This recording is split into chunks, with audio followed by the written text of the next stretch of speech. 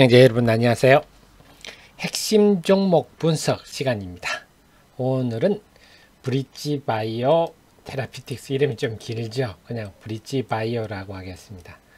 브릿지바이오에 대해서 한번 살펴보도록 하겠습니다. 아무래도 바이오 기업들은요 굉장히 좀 어렵죠. 개인 투자들은 굉장히 어려운 부분이라서 제가 꼭 필요하지 싶습니다. 공모 상장한 지 작년 12월에 상장, 공모가 6만원인데 아직도 공모가 회복을 못하고 있네요. 제가 오늘은 장중에 녹화를 하고 있습니다. 제 카페 다 아시죠? 웨브 카페 들어오시면요 기업들 리포트들 뭐 다들 지금 해 있습니다. 브릿지바이오를 한번 살펴봐 드릴까요? 브릿지바이오는요 조금 어려운 얘기입니다. NRDO를 전문으로 하는 회사입니다. NRDO. 자, NRDO가 뭐냐? 말 그대로 No Research Develop Only. 우리는 막 박사급 인력 수십 명 갖추고 막 신약 물질 찾고 그런 거 안 합니다. 남들이 해놓은 거 좋은 물질들이 있으면 학회 쫓아다니면서 뭐 좋은 거 있으면 라이센스 인계약 해가지고요. 우리는 임상에만 집중해서 그래서 임상 효과를 잘 거둬서 빅파마한테 도로 라이센스 아웃하는 회사입니다. 이런 겁니다. 우리나라 실정에는 딱 맞다고 봐야 되겠죠. 그래서 지금 주요 파이프라인들을 보면요. 제일 중요한 게 BBT877이죠. 요거는 이미 특발성 폐섬유증 치료제에서 이건 이미 베링거 인겔하임에 1조 5천억을 받고 라이센스 아웃을 했습니다. 그 다음에 주목할 만한 게 또 비소세포 난스몰셀 폐암 치료제인데요. 한번 보겠습니다. 그래서 이 회사는 항상 남들이 만들어 놓은 걸 도입합니다. 도입해서 임상을 한다. 자, 특발성 폐섬유증이 뭡니까 하면요. 우리가 기도가 있고요. 기도 끝에 폐가 연결돼서 이 부분, 부드러운 부분이 있는데 여기가 자꾸 염성이 생겼다가 나았다가 하면서 우리 몸도 그렇지 않습니까? 피부도 상처가 생겼다가 아물다 하면 딱딱해지죠. 섬유화라는 것은요, 의학에서 말하는 섬유화는 딱딱해진다는 얘기입니다. 딱딱. 그 딱딱해지니까 어떻게 되겠습니까? 네, 우리 폐활량이 줄어들어서 결국 사망하는 거죠. 한진그룹 조중훈 회장이 이걸로 사망했다. 지난번 뉴스 보셨을 겁니다. 원래 레고캠 바이오가 개발한 건데 이걸 라이센스에 도입을 해서 임상을 해가지고 그걸 갖다가 막 학회에 가서 발표를 하죠. 이렇게 하고 있어요 했더니 베링거 인겔하임이 괜찮네 해서 11억 유로, 우리를 한 1조 5천억의 기술 이전 계약을 했습니다. 그걸 레고캠 바이오스로 반딩하는 거죠. 이런 구조입니다. 그래서 이게 오토택신이란 겁니다.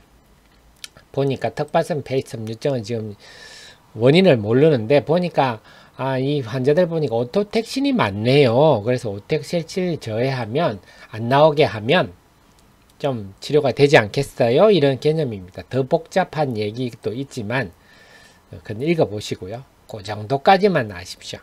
그래서 뭐 LPA가 어쩌고 저쩌고까지 너무 힘듭니다. 기니까. 그래서 오토택신 저해제다. 그래서 지금 올 2020년 3분기에 글로벌 임상 이상을 들어갈 예정이고 들어가면 한 800억 이상 마일스톤이 유입된다. 그래서 올해도 2020년도 흑자가 날 가능성이 높다. 자, 오토택신 얘기인데요. 그래서 원인을 모른다 그랬잖아요. 특발성 폐섬유증은. 그래서 봤더니 오토택신 저해제로 갈로파고스사가 이미 임상하면서 학회에 쭉 발표를 했더니 이게 주목을 받고 있습니다. 오토택신 저해 이걸로 하면 이거 좀 가능하겠는데 관심이 증가하고 있어서 이미 임상 3상에 들어가는데요. 이미 들어갔겠는 임상 3 진입했는데 보니까 BBT877이 갈로파고스사의 GLPG1690하고 비교해 봤더니 더 낫더라. 이래서 베링거 인겔하임이 계약을 했다.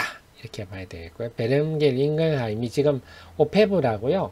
특발성 폐섬유증 치료제 뭐 비슷한 거 있습니다. 근데 뭐 잘 안 됐죠. 어쨌든 특허 만료가 되다 보니까 뭐 새로운 게 필요한데 그래서 이걸 했다.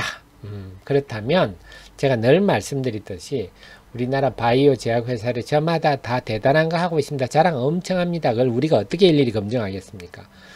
그 검증은 베링거 인겔하임이 해주는 거죠. 할만하니까 계약했겠죠. 물론 이거 한다고 해서 약이 된다는 보장은 없으나 상대적으로 높다. 그래서 저는 이런 회사를 알찬 바이오주라고 얘기를 합니다. 상대적으로 낮죠. 객관적으로 빅파마들이 검증을 해줬기 때문에 이런 종목들은 조금 느긋하게 투자해도 좋겠다. 그 다음 궤양성 대장염, 이거는 습관적으로 이게 일종의 제가 볼 때 일종의 자가 면역 질환이 아닌가 생각입니다. 내 몸이 나를 공격하는 거, 그게 대표적인 게 자가 지작증. 그래서 휴미라의 FB 휴미라 이런 거죠. FB의 휴미라라든지 아니면 셀트리온의 또 지금 갑자기 제가 이름 기억이 안 나네요. 자가미란 치료제들 이런 것도 있죠. 그게 아닌가 싶습니다. 그래서 지금은 펠리노1 저해제로 개발하고 있다. 그렇습니다. 그래서 요거는 아직 그렇게 크게 주목받는 그는 아닌 것 같아요. 어쨌거나 임상 1상까지는 마무리했다. 뭐 효능이 확인됐다. 그래서 올 상반기에 임상 2상 시작할 거다 하는 겁니다. 대웅제약하고는 국내 및 아시아 판권 계약은 했다 하는 겁니다. 네, 그렇습니다. 네. 그 다음에 요게 좀 주목받고 BBT 176이 좀 주목받고 있으니 이거는 여러분 아시겠지만 오스코텍 유한양하고도 비교를 해볼 필요가 있는데요. 난스몰셀 폐암의 대부분은 이 덩어리가 크다 그러죠. 난스몰셀입니다. 비소세포입니다. 그래서 이거 치료제로 제일 지금 각광받는 게 레이저티닙 아닙니까?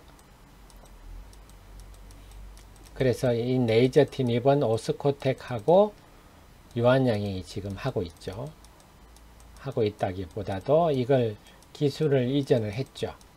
유한양이가 두 군데서 지금 하다가 원래는요 똑같습니다. 그죠? 오스코텍 제노스코가 하던 걸 유한양이 라이센스 인 한 다음에 이걸 라이센스 아웃 했죠. 그 얀센 바이오텍에 다가 했습니다. 이것도 한 1조 5천억 됐죠. 난스몰셀 치료제인데요. 어떤 거냐 한다면 간단히 말씀 이런 얘기하면 복잡하시죠. 그래서 EGFR 이거 놀라지 말라고 암세포는 거의 다 이랬습니다. 에피더말 그로스 팩터 리셉터 암세포가 막 혈관을 무한 확장해서 산소나 양분을 빨아들여서 막 자라는 게 무한 확장 암세포 아닙니까? 이게 EGFR이죠. 이렇게 막 혈관을 무한 확장하도록 하는 거. 요걸 못하게 하면 암세포가 말라 죽겠지 이런 건데 자 그래서 지금 난스몰셀 폐암 환자 중에 대부분이 난스몰셀 환자인데요. 그 중에 EGFR 돌연변이 환자가 또 한 30, 50% 된다. 그래서 이 환자들을 대상으로 1차 치료제 이레사, 타세바 이걸 처방을 한다. 요즘 잘 안 합니다만은 하면 내성이 이 약에 대해서 내성이 생기 대부분이 T790M 돌연변이가 생깁니다. 조금 복잡합니다. 이렇게 생각할 수, 이걸 이해를 하셔야 됩니다. 그 1차 치료제로 이걸 하니까 7790M 이 한 57% 정도 생기는 걸로 나옵니다. 그래서 또 2차로 나왔습니다. 2세대가 나와서 했더니 한 30%에서 40% 정도가 나옵니다. 2세대가 나왔더니. 그래 1세대가 있고요. 2세대가 이걸 했더니 한 30-40% 나와서 3세대가 나온 게 타그리소입니다. 아스트크라테네가 타그리소인데요.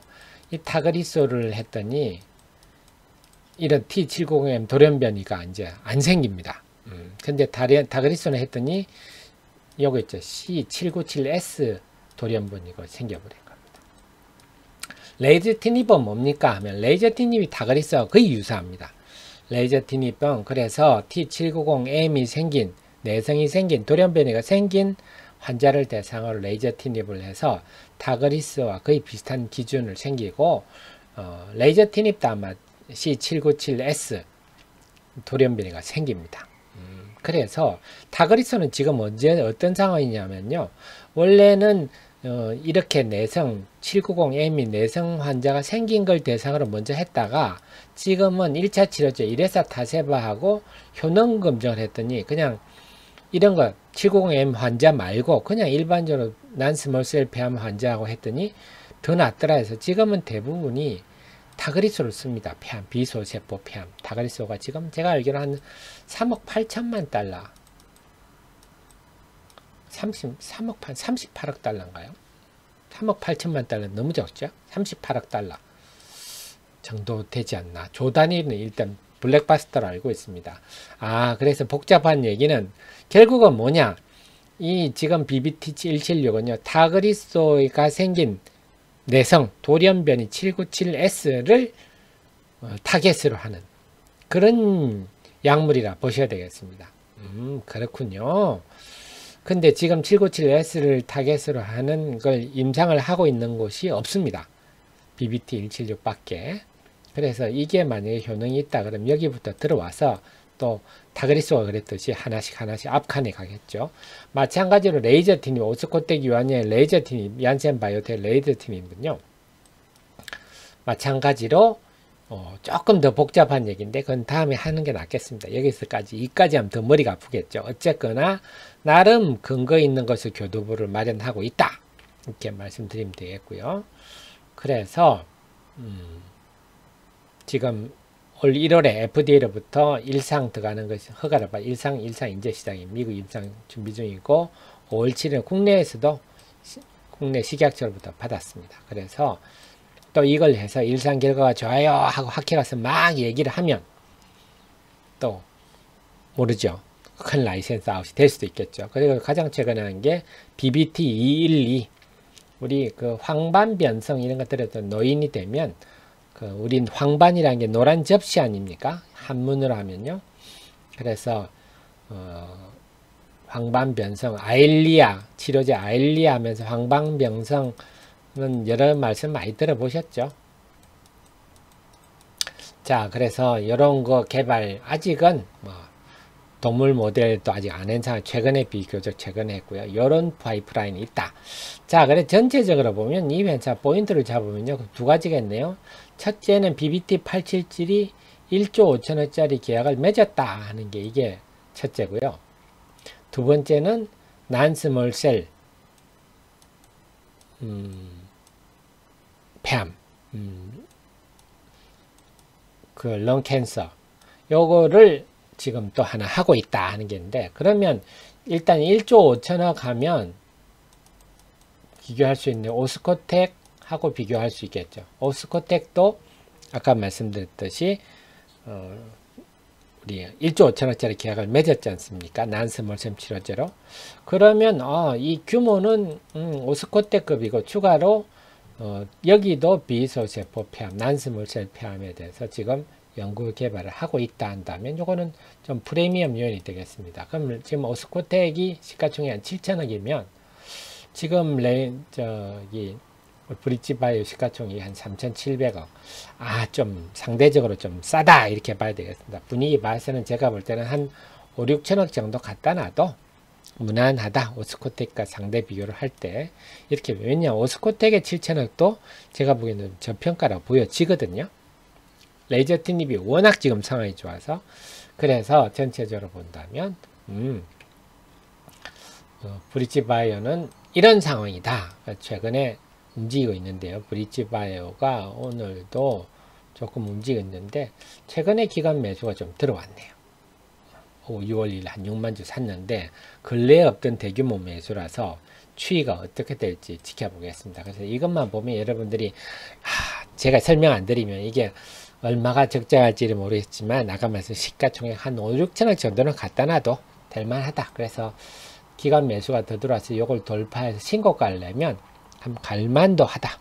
그렇다고 못 간다고 뭐라 할 것도 아닙니다. 결국 기관의 동향이 달렸으니까 기관을 동향을 잘 봐야 되겠습니다. 자, 도움이 되셨죠? 도움이 되셨다면 좋아요 꼭 눌러주시고요.